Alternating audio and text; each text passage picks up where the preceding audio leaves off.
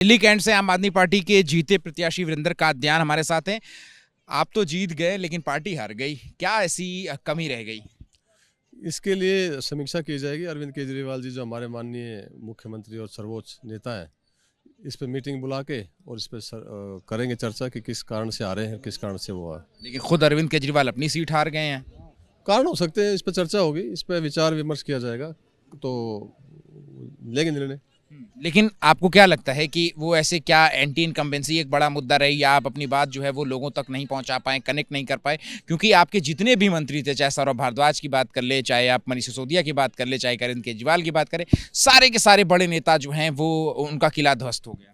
देखिए, सारे बड़े नेताओं पे इन्होंने ऐसी वो कर रखा था, प्रशासन इनका साथ दे रहा था, पुलिस इनका साथ दे रही थी, और बहुत दिन पहले से इन्होंने, जैसे केजरीवाल जी ने कहा, वोट कटवाने का, बनवाने का, और कई कारण थे जिस पर समीक्षा करेंगे केजरीवाल जी, और उस पर गंभीरता से विचार किया जाएगा कि क्या किया जा सकता है। लेकिन आपके हिसाब से क्या कोई कमी रह गई थी, या फिर कोई आपकी कैंपेनिंग में, या फिर कोई भी एक जो चीज़ जो आप बेहतर कर सकते हैं अगले चुनाव में? मैं कह रहा हूँ कि प्रशासन का, पुलिस का, और वोट कटवाने का, जुड़वाने का, और अन्य कारण, कई कारण हैं जिसके जैसे वो चर्चा के बाद निकल के आएंगे। लेकिन मैसेजिंग में या फिर अरविंद केजरीवाल की लोकप्रियता काफ़ी कम हो गई थी। जिस तरीके की उन्होंने बातें कही थी कि शायद शीश महल का मुद्दा हो या शराब घोटाले का मुद्दा हो, ये लोगों के बीच में कनेक्ट कर गया। नहीं, अरविंद केजरीवाल जी आज भी लोकप्रिय हैं और पहले भी लोकप्रिय थे। अगर लोकप्रिय हैं तो चुनाव अपनी सीट कैसे हार गए? कई कारण हो सकते हैं, जैसे मैंने बताया आपको, वोट कटवाना, बनवाना।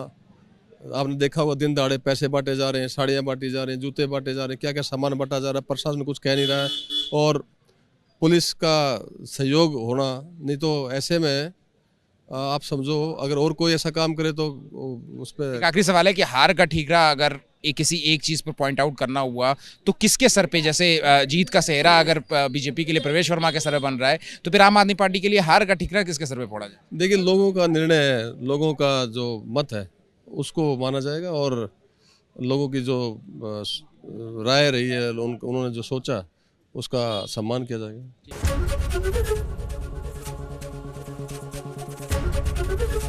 एबीपी गंगा, खबर आपकी, जुबान आपकी।